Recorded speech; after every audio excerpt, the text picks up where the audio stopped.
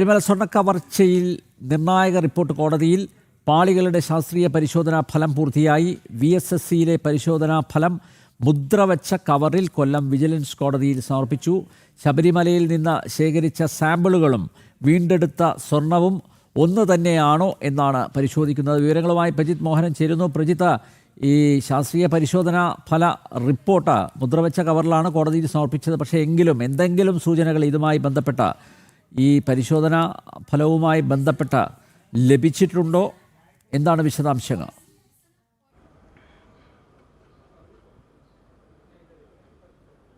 അനിൽ, നിലവിൽ അത്തരം വിവരങ്ങൾ ലഭ്യമായിട്ടില്ല. അത് മുദ്രവച്ച കവറിലാണെന്ന് അനിൽ സൂചിപ്പിച്ചതുപോലെ തന്നെയാണെങ്കിലും വരും ദിവസങ്ങളിൽ ഇത് സംബന്ധിച്ചുള്ള കൂടുതൽ വിവരങ്ങൾ പുറത്തു വരുമെന്ന് തന്നെയാണ് നമ്മൾ പ്രതീക്ഷിക്കുന്നത്. ഈ പരിശോധന വളരെ നിർണായകമാണ്. രണ്ട് തരത്തിലാണ് ഈ പരിശോധന വളരെ നിർണായകമാകുന്നത്. ഒന്ന്, നേരത്തെ ഈ ഗോവർദ്ധൻ്റെ ജുവലറിയിൽ നിന്നടക്കം പിടിച്ചെടുത്ത സ്വർണ്ണമുണ്ട്.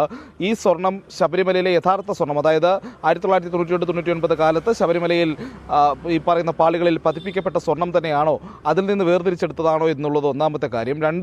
ഒന്ന്, ഈ 2019 ഈ പണി പൂർത്തിയാക്കി തിരിച്ചു കൊണ്ടുവച്ച വ്യാജ പാളികൾ, അത് ആ പാളികൾ എന്താണ് എന്നുള്ളൊരു പരിശോധന കൂടിയുണ്ട്. പ്രത്യേകിച്ച് അത് നേരത്തെ ഉണ്ടായിരുന്ന പാളികൾ തന്നെയാണോ അതോ പുതിയ പാളികൾ നിർമ്മിച്ച് ആ പാളികളിൽ ഈ പറയുന്ന രീതിയിൽ സ്വർണം പൂശിയതാണോ ഇതടക്കമുള്ള പരിശോധന നടക്കുന്നുണ്ട്. അപ്പോൾ സ്വാഭാവികമായും അവിടെ മനസ്സിലാക്കാൻ കഴിയുക, ഒന്ന്, ഈ പാളികൾ പൂർണ്ണമായും ശബരിമലയിൽ നിന്ന് മാറ്റി എന്നുള്ളത് കൃത്യമായി ഈ പരിശോധനയിൽ വ്യക്തമാകേണ്ടതുണ്ട്.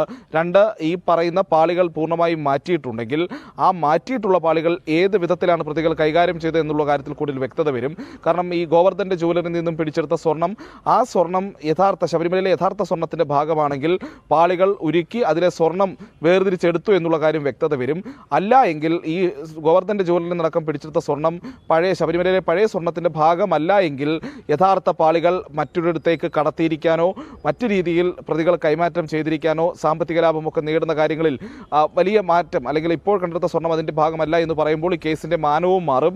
ആദ്യഘട്ടത്തിൽ നമ്മൾ ഈ പറയുന്ന അന്വേഷണ സംഘത്തിൻ്റെ പരിശോധനയായാലും ശരി, ഈ പാളികൾ തട്ടിയെടുത്ത് കൊണ്ടുപോയി അതിലെ സ്വർണം വേർതിരിച്ചെടുത്തു എന്നുള്ളതാണ് ഈ അന്വേഷണ സംഘത്തിൻ്റെ കണ്ടെത്തലുകളായിട്ടുള്ളത്. പക്ഷേ ഇതിൽ വലിയ രീതിയിലുള്ള ആരോപണങ്ങൾ നിലനിൽക്കുന്നത് ഈ പാളികൾ അപ്പാടെ പുറത്തേക്ക് കടത്തിയിട്ടുണ്ട്.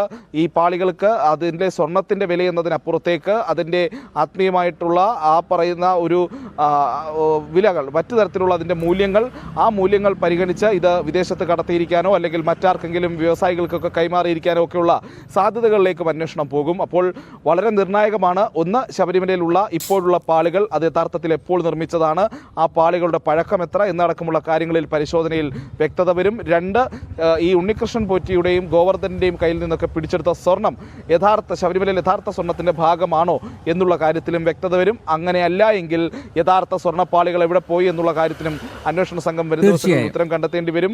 എന്തായാലും നിലവിൽ ഇത് സംബന്ധിച്ച ഈ പരിശോധനാ ഫലം എന്തെന്ന് സംബന്ധിച്ചുള്ള വിവരങ്ങൾ ഈ ഘട്ടത്തിലും പുറത്തു വരുന്നില്ല.